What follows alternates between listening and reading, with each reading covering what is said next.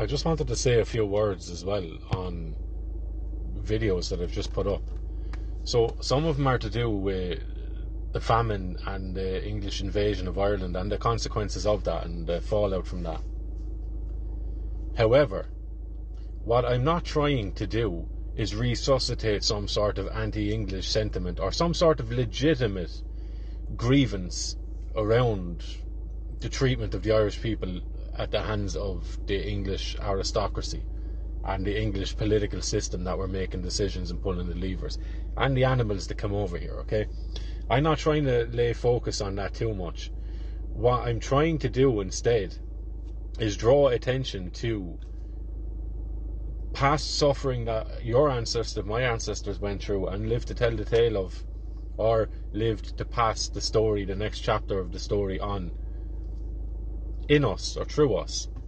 That's what I'm trying to highlight. And also, for those who are,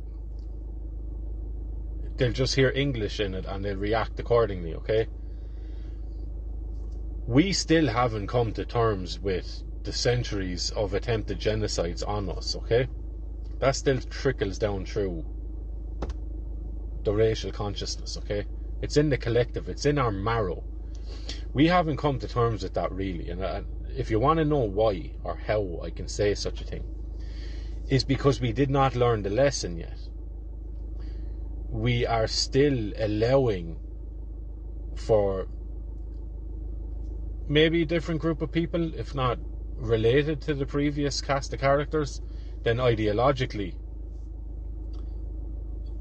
they are the descendants of the Cromwells, etc. Because the end goal or a consequence of their aim is the demoralization, the psychological castration, the stunting of the will of the Irish people, and ultimately situations have been created that will lead to the demise of the Irish people.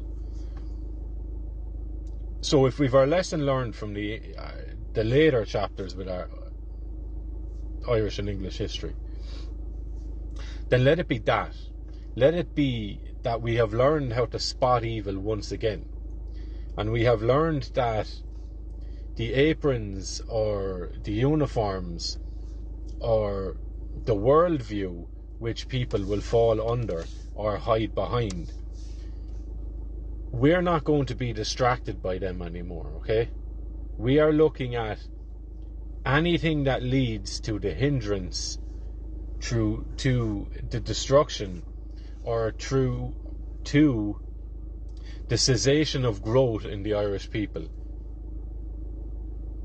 will be considered evil, as it should be, as is the case with any other people. So evil is lived backwards. So if there's behaviour that is counter to the flourishing of life, by definition that is evil, okay? So do we have a horrendous history in this country with the English? We do. Have we had a horrendous history in this country with the Romans? We do.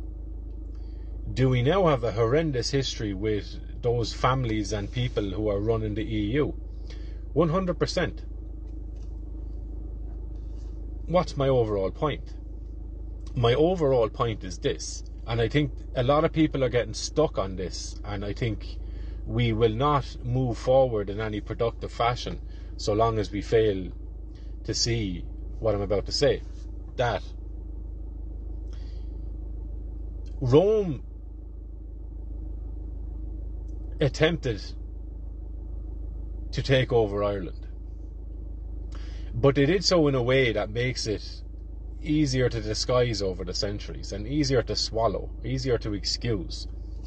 They did it under the veil of religion, okay? And you can see this just so simply of the fact that St. Patrick got his name because he was a patrician. He was part of the Roman stock, okay? So his perspective and his view was just following on from the Roman Empire. as it morphed into the Catholic, which is means universal, morphed into a new religion for a new age, as we moved out of the age of Aries and into the age of Pisces 2,000 years ago. Okay, Rome morphed to change with the times. Rome has since morphed again in the last 60 years with the Vatican Council too. Okay, it took on more of a liberal persuasion. It took on the liberation theology perspective, which is in order to morph and change with the times to retain the level of control and power that Rome had over people. They now needed to move from spiritual emperors or high priests who dictated from the top down to the bottom structures of society. The Jesuits decided that Rome and the church needed to move in line with what is more of a zeitgeist now, which is peace to all people and the equality stuff, and that all people matter. Okay, so hierarchy is seeming to be turned into more of a horizontal scheme. And what they did is they decided to take up arms in the name of liberation theology, or under the guise or under the influence of Marx, which is for the church now to stop being just the Roman hierarchy to God is the people. Okay, so it morphed from one way of orienting a religious system with it being hierarchical, so the Pope is the vicar of Christ, is the vicar of God, and all the way down the command till you get to little old me. Okay, what the liberation theologists did was start from the ground up and say we need to get on side with the people and turn the people into the new form of church. Okay, that hasn't left Ireland. We are still under the sway of this. It just changed.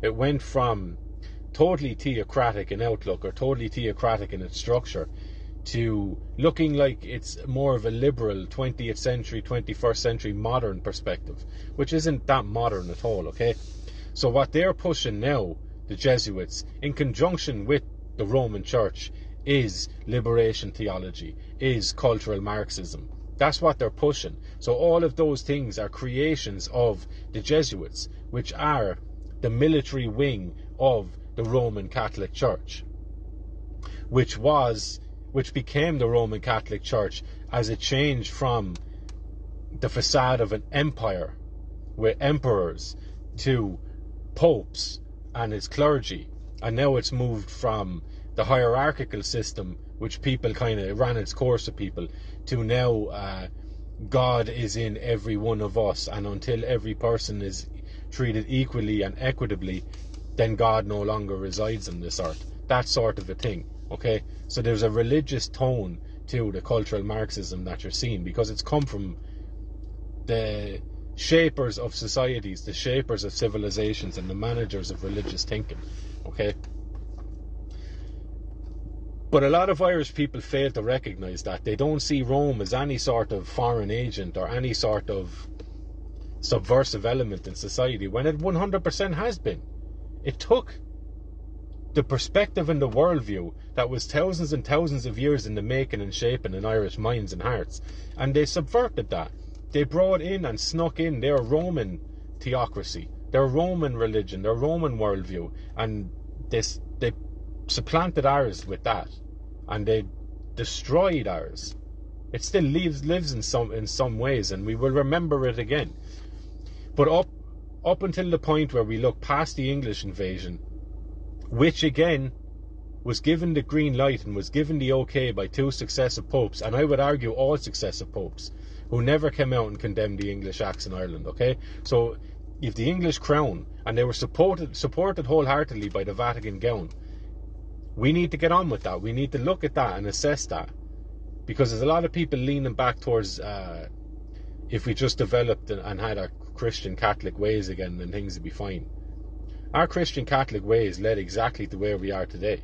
It's a logical consequence of that sort of worldview, that religious outlook, where something outside of us determines whether we're good or bad. Okay, that's what Catholicism is largely.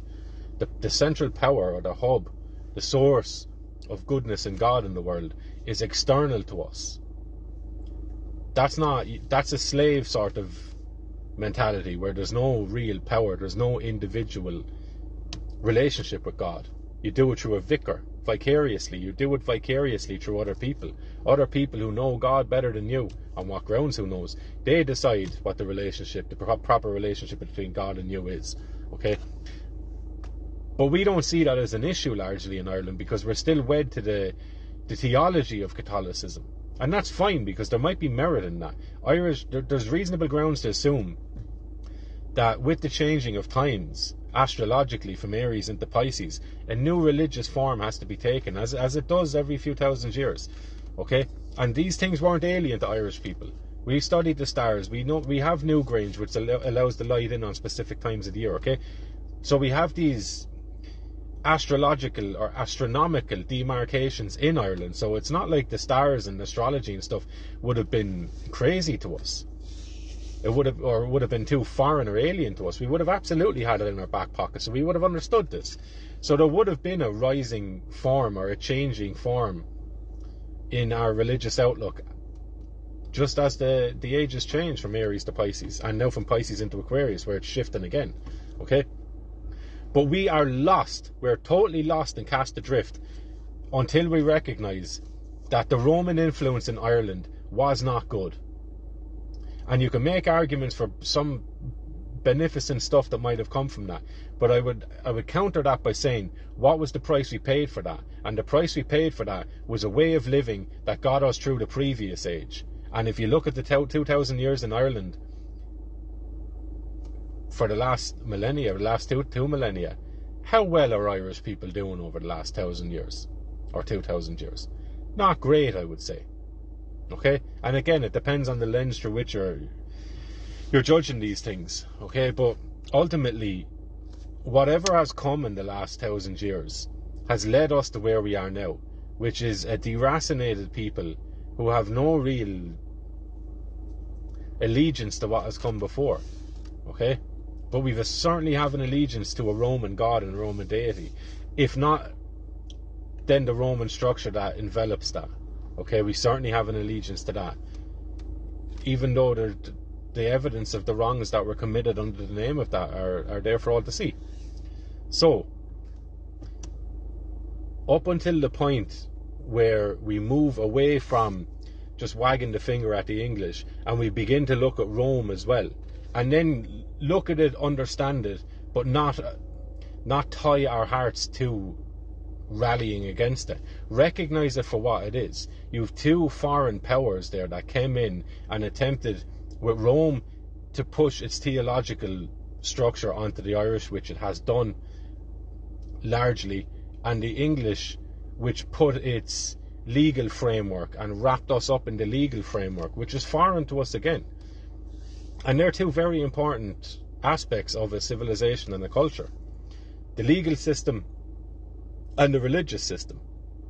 Both of those for over at least 1,000, if not 1,500, 2,000 years, we've been operating under a foreign system in this country. And until we recognise that, and we reclaim what was lost, and we create what is coming up and out of us, we're a lost people.